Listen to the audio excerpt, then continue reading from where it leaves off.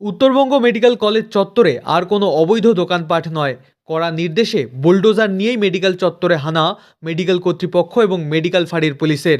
অবশেষে দখলমুক্ত Uttarbanga medical college চত্বর, উত্তরবঙ্গের অন্যতম বড় সরকারি হাসপাতাল। অভিযোগ, এই হাসপাতাল চত্বরেই ব্যাঙের ছাতার মতো গজিয়ে উঠছিল অস্থায়ী দোকান। হাসপাতাল চত্বরে জমছিল আবর্জনার পাহাড়।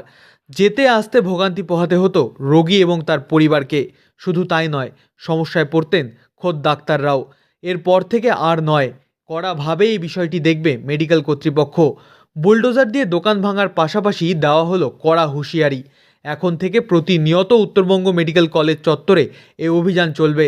মেডিকেল কর্তৃপক্ষ এবং মেডিকেল ফাঁড়ির পুলিশ যৌথভাবে এই অভিযান চালাবে বলে জানা গিয়েছে। এর আগেও একাধিকবার মেডিকেল কলেজ চত্বরে গুটকা, পান, বিড়ি, সিগারেট বিক্রির অভিযোগ উঠে আসছিল। সেই সময়ও কড়া পদক্ষেপ নেওয়া হয়েছিল মেডিকেল কর্তৃপক্ষের তরফে।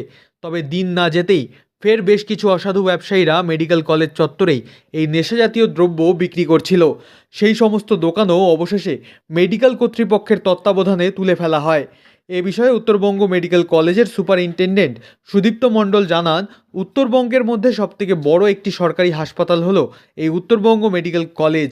সেই অর্থে প্রতিনিয়ত প্রচুর রোগী এবং তার পরিবার এখানে আসে এবং দিনের পর দিন নতুন নতুন গজিয়ে ওঠা এই অবৈধ দোকানগুলি সমস্যার কারণ হয়ে উঠেছে। এর কারণে নোংরার জঞ্জালের স্তূপে পরিণত হয়েছে উত্তরবঙ্গ মেডিকেল কলেজ ও হাসপাতাল। সেই অর্থেই একটি সিদ্ধান্ত নেওয়া হয়েছে এবং তারপরেই পুলিশকে সাথে নিয়ে এই অভিযান। সাধারণত উত্তরবঙ্গ মেডিকেল কলেজ ও হাসপাতাল চত্বরকে পরিষ্কার পরিচ্ছন্ন রাখতে এবং রোগীদের সুবিধার্থেই এই অভিযান চলবে।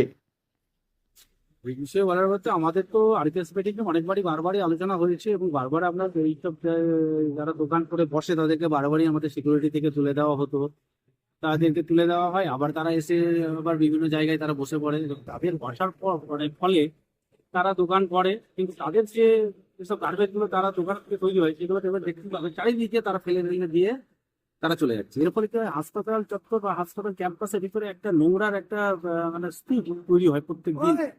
যারা এসজিডিএ থেকেও বারবার আমাদের কাছে কমপ্লেন দিয়েছে যে আমরা ওনাদের এখন ক্যাম্পাস ক্লিনিং এর দায়িত্ব ওনারা নিয়েছেন, ওনারা পরিষ্কার করছেন, কিন্তু এই যে রেগুলার বেসিসে পরিষ্কার করা হলেও রেগুলার এত গার্বেজ তৈরি হয়, জেনারেল ওয়েস্ট তৈরি হয়ে যাচ্ছে যে সে তারা দেওয়ার পক্ষেও এটা ক্লিন করা সম্ভব হচ্ছে না। আমাদের তো সিকিউরিটিরা বারবার দোকানদারকে সতর্ক দিচ্ছে, তাদেরকে বলা হচ্ছে যে আপনারা দোকান নিয়ে চলে যান, কিন্তু তাদের ভাবে শোনা হচ্ছে না।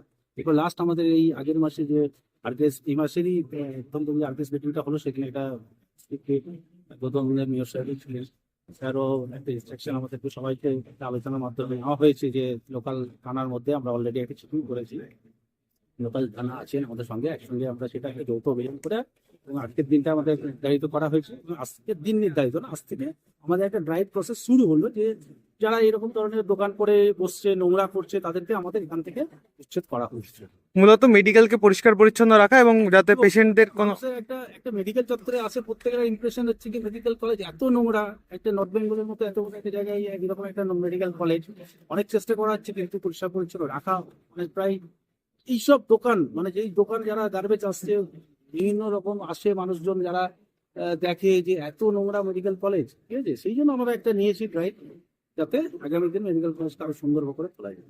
মেডিকেলের ভেতরে আর কোনো অবৈধ দোকানপাট নয়, এবার জঞ্জাল মুক্ত হবে উত্তরবঙ্গ মেডিকেল কলেজ ও হাসপাতাল।